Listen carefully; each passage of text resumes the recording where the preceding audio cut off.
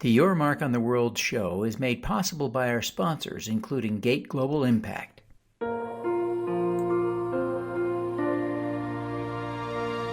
Welcome to Your Mark on the World, bringing you another changemaker with champion of social good, Devin D. Thorpe.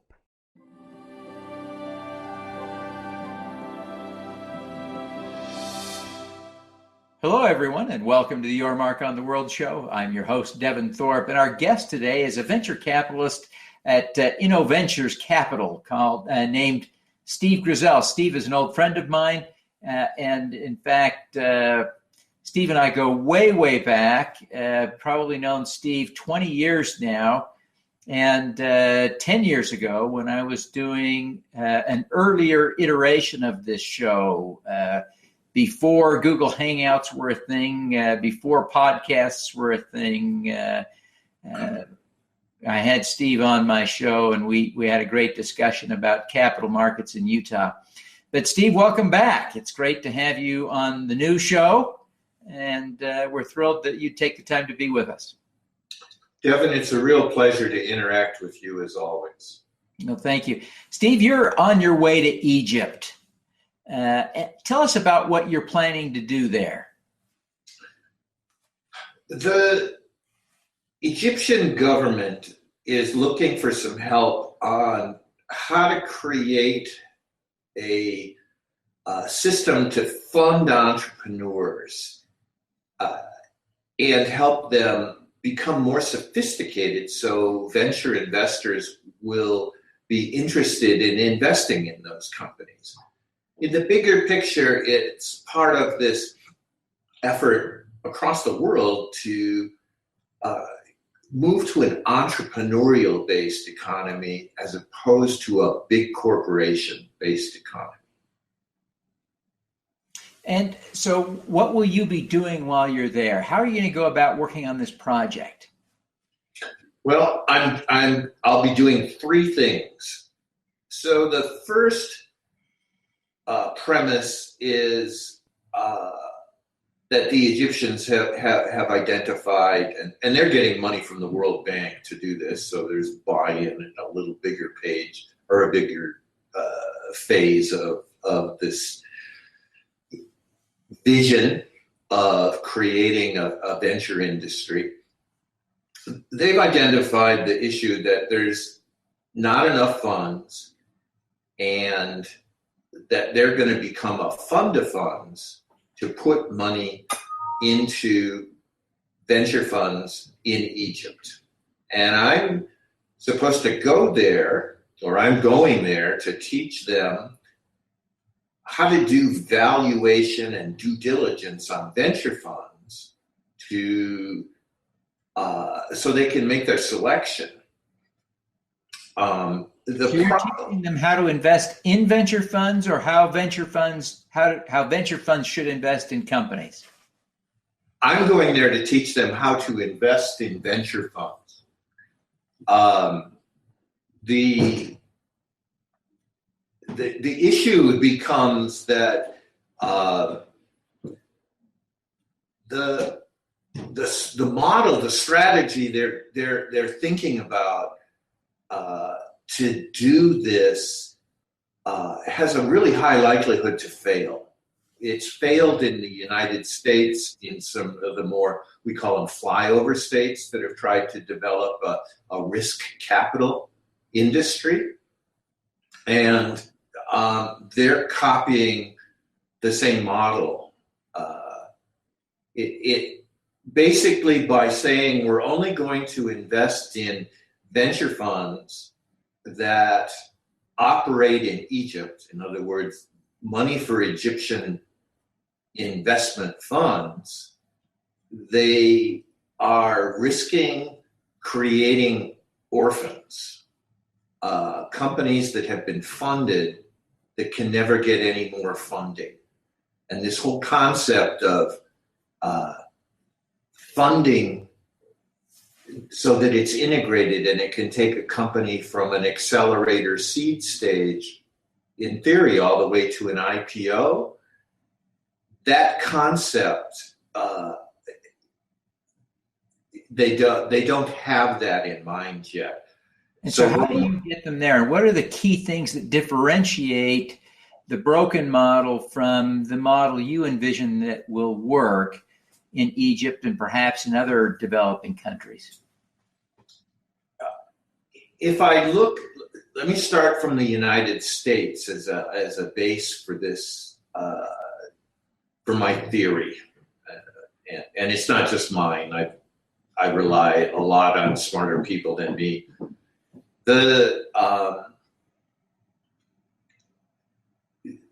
In the United States, what I see and what I hear from entrepreneurs is, okay, I got some money from an accelerator here, and they took me to a demo day, and I got some angel money, again, if I'm lucky, and then I'm done. Okay? The Series A guys won't do it for the most part, and so you get a whole bunch of orphans at that stage. For the few that are lucky enough to get a Series A investment from a VC fund, most of those are orphaned as well. And the evidence in the real world for that is the incredibly poor performance of Series A venture funds in the United States. One of the funds I manage is a 2007 vintage year. That means it started in 2007. I went to PitchBook to get the latest results on 2007 vintage year benchmarks. And for funds that are less than $100 million, my fund is substantially less than $100 million, their return at this point is a negative 3%. Wow. What that means is, of the capital that was paid into their fund by investors, they've returned 97% of it. And at this point, and it's important to call out that the public markets have done quite a bit better than that. They're up, not dramatically, but probably, 20% in that same time frame? I would think it's accurate to say the public markets have performed substantially better than negative 3. Yeah. So, yeah, and so then I thought, why is that? Because it's not like they're dumb people by any means, or right. that they're not looking to succeed and make money. And I think what's happened in the United States is that there's only about a dozen funds that are probably making 80% of the profits. And the reason that they're doing that, I think, because they don't say, okay, here's our model, you should copy it. They're vertically integrated, using that old term.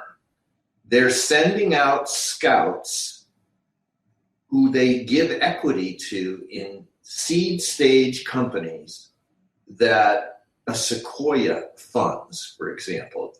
I'm pretty sure they're using this model. And then once you're in the Sequoia system, they can take you from the seed level to the IPO. Whereas the Series A guys, exits are taking a long time, and they don't have the ability to do the next round. And if they can't do the next round, typically the later stage investors, they want the Series A guys to follow on, or they won't do the deal. And the Series A guys can't follow on because their funds are only supposed to last 10 years. If it takes 7 years to get it to a Series B and there's nobody there and they can't follow on to do the Series B, then the company's dead in the water. Yeah, interesting dilemma. So the idea is to have an integrated capital system that starts funding at the seed stage and has the ability to do essentially every round through the IPO. Is that what I'm understanding you say? Yeah, and that would be the best of all worlds, but certainly the vision is you hand it off to the next stage, that there's a process that at least allows for that and is trying to do that from the beginning. I mean, you see all over. The University of Utah is grappling with the fact they identify these really promising companies. They put some angel money in. They try to get some other angel investors, but the angel investors can't do follow-on funding.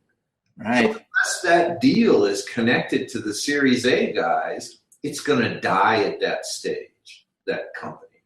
So the Kickstart Fund in Utah is a bridge in potentially, right? Because they have connections to the A guys in a fairly formal sense, and they also have the ability to invest in the A round as a follow-on investment, right? Is that an example of what you're thinking about, or am I missing the point? No, that's a good example. Okay. So I think we're tracking and understanding a little bit about what you're proposing. This is really exciting. So when do you leave for Egypt? Thursday, next week. So 1 week from today. That's great. Very exciting. And how long will you be working there? I'm going to work for a week with the Egyptian counterparts, and then I'm going to go ride camels through the Valley of the Kings and try and find ancient Egyptian treasure. I think that is a very good idea. You don't have these opportunities all the time. Well, we will be excited to learn more about your trip when you get back. Steve, give us I have a couple of questions I want to ask you that are a little more personal, but first, you've been a role model to me. You've been a role model to all kinds of people throughout your career. Who do you look up to? Who's your role model? You know that picture of the Chinese guy in Tiananmen Square standing in front of the tank, and the tank tries to get around him, and he keeps moving in front of the tank? Yes. What he's exhibiting, the values he's exhibiting, he's an example of one of my heroes. Yeah. I can appreciate that. I spent a year in China, and it's remarkable how few of the Chinese are aware of his story, because he's world famous outside of China and unknown within China. It's tragic because he is such an icon of courage.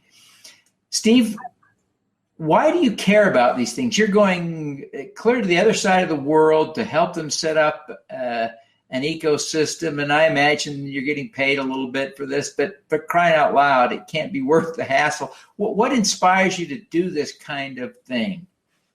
Actually, I'm not getting paid to do this, but anyway. Oh my gosh. They're paying my trip over. When social entrepreneurship comes up, the focus sometimes seems to me to miss the mark.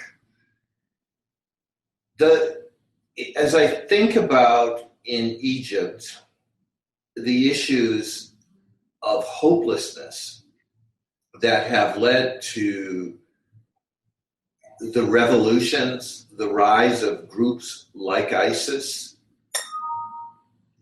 that sense of hopelessness, that the only way to make changes is to blow yourself up. That's the realization around that is stunning to me.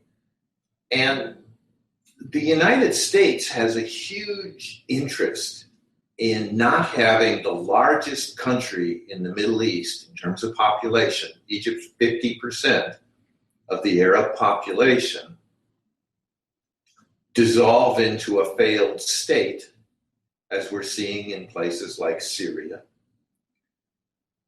is huge.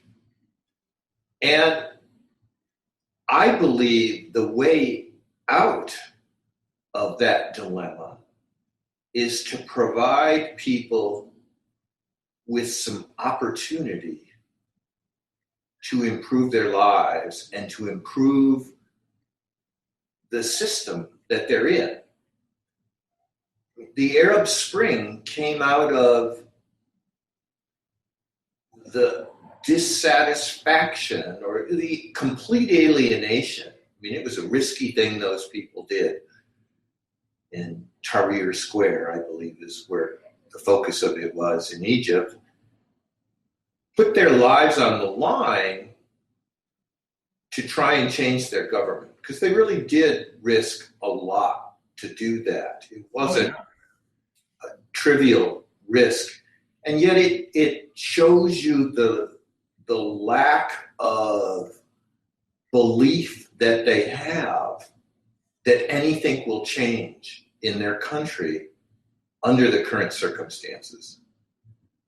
When I lived in the Philippines, I ended up down in island of Mindanao, and they sent me to an area that turned out to still be active armed rebels against the Filipino government. And I started bumping into them after a while, and I used the strategy of pretending I didn't see them, and they pretended they didn't see me, and it worked out just fine. But as I looked at these people and thought about who they were, I thought to myself, what does it take for a poor, uneducated rice farmer to pick up a gun and risk his life fighting trained soldiers who are better armed than him? What motivates him to do that?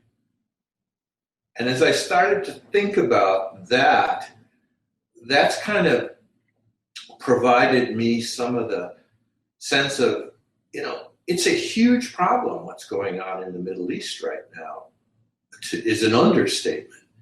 Ultimately, it's coming down to a lack of opportunity and hope, where you've got lots of people, and they're not just brainwashed, ignorant farmers that are blowing themselves up.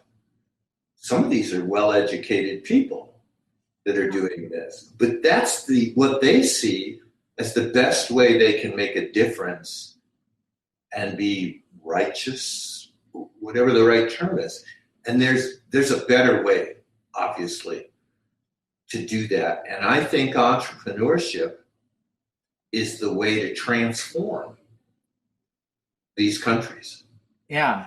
It channels that same youthful, almost aggression, that desire to make a difference in the world in a much more positive way, to say, let's make you an entrepreneur.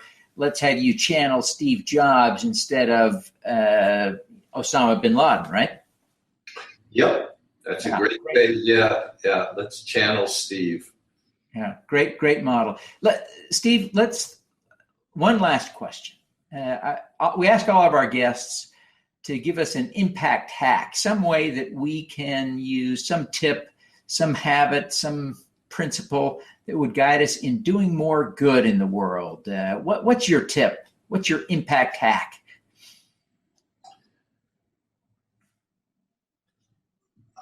It's hard for me to describe it other than with cliches like dare to dream big.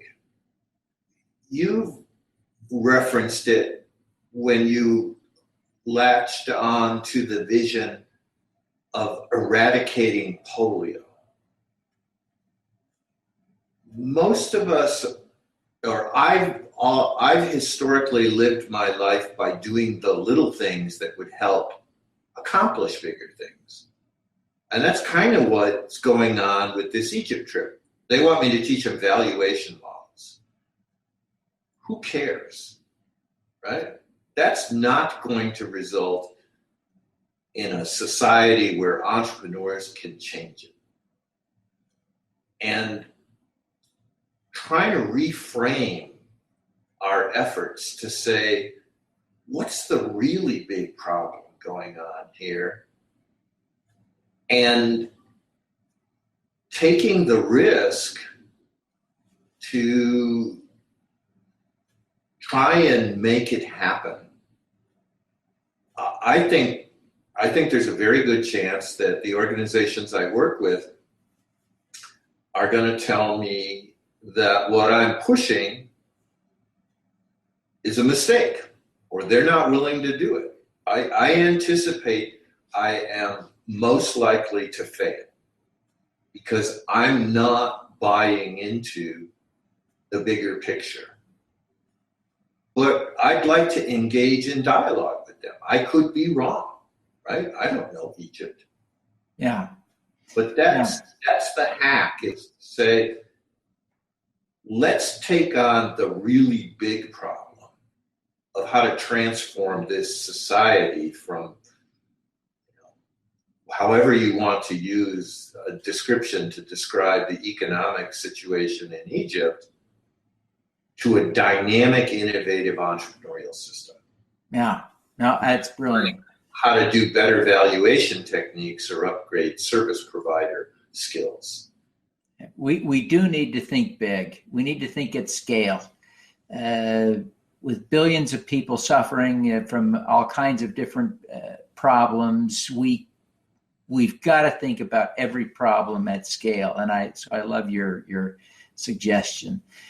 Steve, thank you very much for taking the time to be with us. I know there are people who will want to engage with you in some dialogue about your thinking, and others who may need some of your money. Tell people how they can get in touch with you, learn more about what you're doing at InnoVentures. I like to communicate via phone or email. And the best way, send me an email, steve@innoventures.com, and we can set up a time to talk on the phone. Fantastic. Well, Steve, thank you very much for being here today. We wish you every success on your trip to Egypt, and thank you for being here. Thank you, Devin, for what you do. All righty, let's do some good. At the intersection of financial services and social media, Gate Global Impact, GGI, uses new market infrastructure to facilitate investments in organizations that deliver a societal, environmental, and/or a cause-related benefit in addition to a financial return.